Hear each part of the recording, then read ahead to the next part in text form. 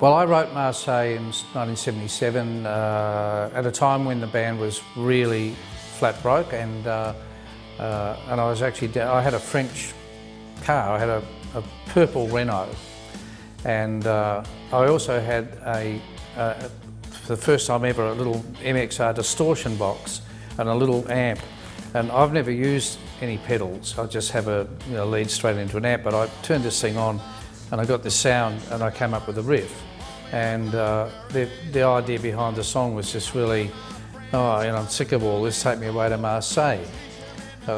Marseille because it rhymed with away, I suppose. When John presented that song, I always for years assumed that Marseille was some exotic place that you would choose to go to a holiday.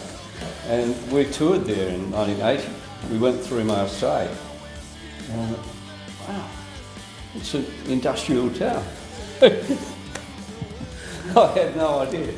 The thing is that we released that in America, and it got airplay right around the country, so it was a big song for us. So, I don't know, well, I guess it's good. I've always thought that song was a bit like riding a perfect wave. I used to be a surfer, and it's just something about that song, it just throbs, and that solo that Rick does at the end. And when we recorded it, we just kept playing A, D, A, D. We didn't know how to stop.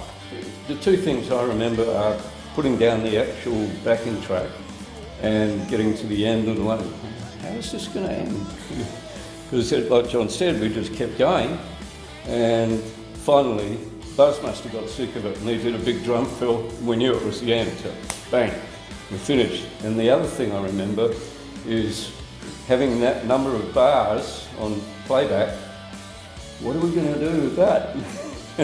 That's when I had it was like a mathematical formula. I had to design that end solo to fit.